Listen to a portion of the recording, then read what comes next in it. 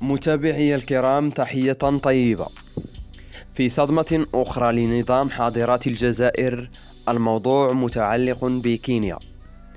اليوم متابعي الكرام، مجلس جهة العيون الساقية الحمراء يصادق على مشروع اتفاقية إطار للشراكة مع مقاطعة مانديرا في كينيا.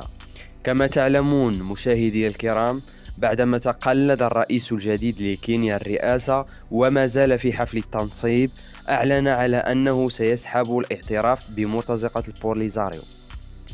مشاهدي الكرام، كينيا التي كانت تدعم هذه المرتزقة لسنوات وسنوات، كينيا التي كانت تعتبر حليفا لنظام الكبرانات ضد المغرب فيما يتعلق بقضية الصحراء المغربية، فبعدما تقلد هذا الرئيس الجديد الرئاسة في كينيا، أعلن أول قرار وهو سحب الاعتراف بمرتزقة البوليساريو.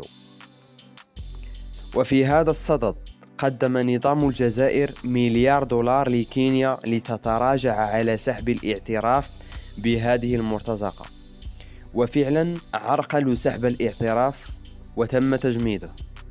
لكن تأثير $1,000,000,000 بدأ يذهب أدراج الرياح، وتمت زعزعة الثقة بين كينيا ونظام الكبرانات.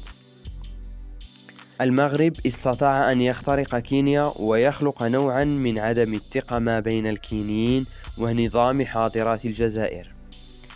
في هذا السياق نسمع على أن مجلس جهة العيون يوقع اتفاقية إطار مع مقاطعة مانديرا في كينيا.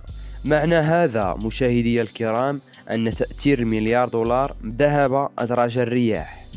نظام الكبرانات لا زال يصرف الأموال على أمور تافهة جدا، على أمور لا تفيده في شيء.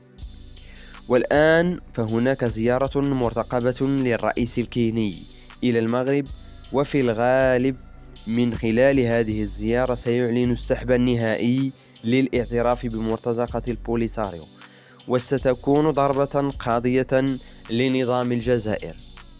وقد بدأنا نشاهد المؤشرات.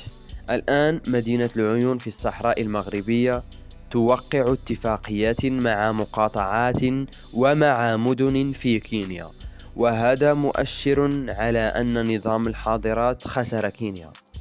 مشاهدي الكرام، شكرا على حسن المتابعة، وإلى اللقاء.